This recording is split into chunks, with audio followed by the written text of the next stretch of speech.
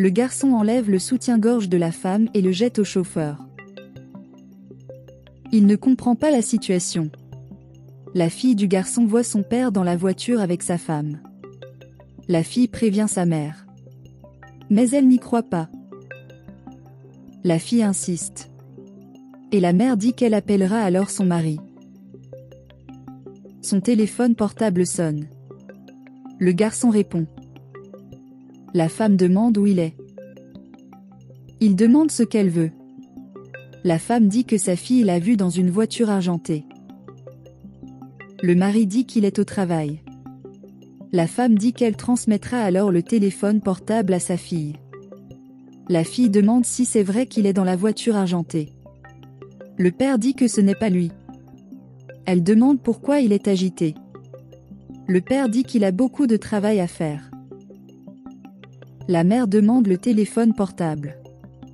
Le garçon demande de ne plus le déranger au travail. Elle essaie de le justifier. Le garçon dit de ne plus rappeler pour des raisons stupides. La mère raconte à sa fille qu'elle a tenté de la prévenir. Et le garçon est toujours avec son amant dans la voiture. La mère chante joyeux anniversaire à sa fille. Le garçon est avec son amant.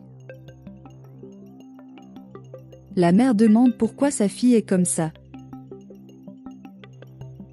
La fille demande si son père ne viendra pas pour son anniversaire. La mère dit que son mari travaille. Elle offre le cadeau à sa fille. Mais la jeune fille le jette par terre. Et en sort irritée. La femme rappelle son mari.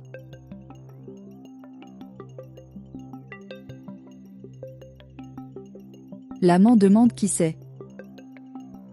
Le garçon dit que ça vient du travail. Sa femme lui demande s'il vient pour l'anniversaire de leur fille et il répond qu'il est occupé. Et la femme dit que dans 3 jours, il y aura aussi une présentation à l'école. Il dit qu'il le sait. La femme dit que la fille a besoin d'un père. Il dit quelque chose à son amant. La femme demande ce qu'il a dit. Le garçon dit que ce n'était rien. Sa femme lui dit de faire ce qu'il faut. Et puis ils éteignent le téléphone portable. Il arrive à la maison et quand sa fille le salue, il dit qu'il est fatigué. La femme dit que sa fille voulait juste lui dire bonjour. La fille demande si elles peuvent jouer. Le père dit qu'il n'a pas la patience de jouer. Sa femme dit qu'il reste hors de la maison toute la journée et qu'il continue de traiter sa fille de la sorte. La fille dit qu'elle voulait juste jouer. Le garçon dit qu'ils ne comprennent pas son point de vue. Et il leur jette l'argent et leur dit d'acheter des jouets et de le laisser tranquille. La femme dit que tout ne peut pas être résolu avec de l'argent. Son mari dit qu'elle ne comprend pas qu'il soit fatigué. La fille demande si elle est un fardeau pour son père. La mère est découragée. Et il dit que son père est fatigué et stressé à cause du travail.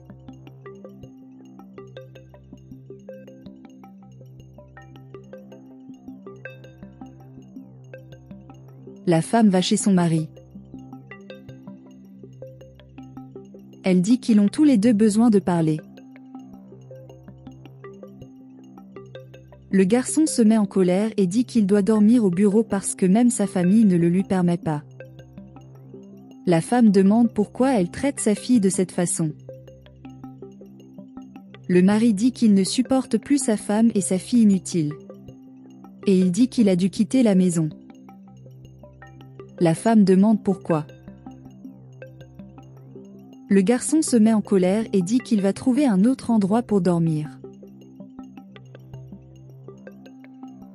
La femme dit de se dépêcher pour ne pas être en retard et la fille demande pourquoi son père ne vient pas la voir.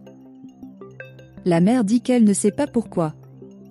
La fille dit qu'elle ne veut pas le faire sans son père et la mère dit que la fille doit y aller.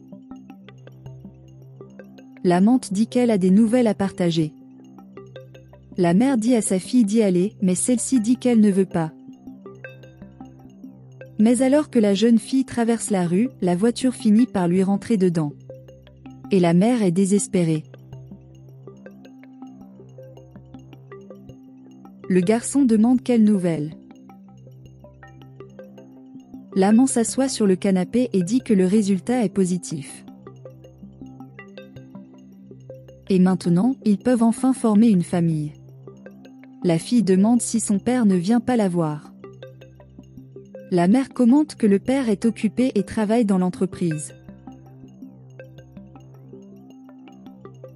La fille demande si son père ne se soucie plus d'elle et la mère répond que oui, mais seulement s'il est occupé.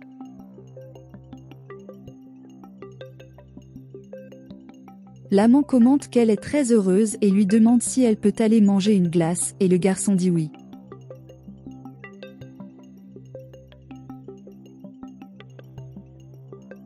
En ouvrant la porte, la femme et la fille sont surprises. L'amant demande qui ils sont. La jeune fille répond qu'elle est sa femme et sa fille. Mais la maîtresse ne savait rien. La femme demande une explication.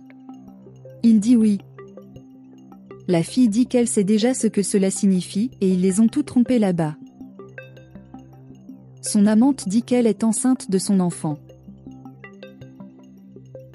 Et elle demande au garçon ce que cela signifie. Il essaie de s'expliquer, mais elle ne veut pas savoir. Et elle commente que le garçon l'a trompée et lui a menti. Et dis-lui de ne plus jamais te chercher.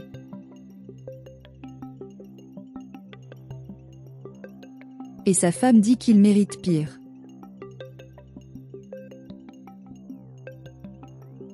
Elle quitte la maison et le garçon demande ce que cela signifie. Elle dit au garçon de s'en prendre à sa nouvelle famille. Le gars a dit qu'il avait été licencié de son travail et elle a dit qu'elle ne se souciait plus de lui. Le garçon commente qu'ils sont une famille et la femme dit que maintenant il veut être une famille. Comme avant, il ne la traitait qu'avec sa fille mâle et la femme lui dit de quitter la maison.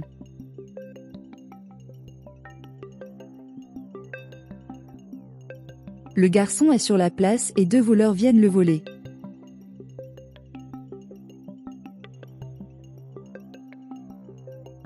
La fille demande si elle ne marchera plus et la mère répond que quoi qu'il arrive, sa fille la fait rester à ses côtés.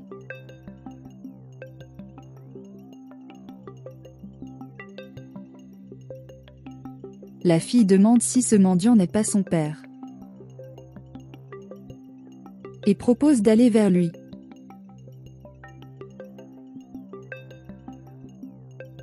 Le garçon les salue tous les deux.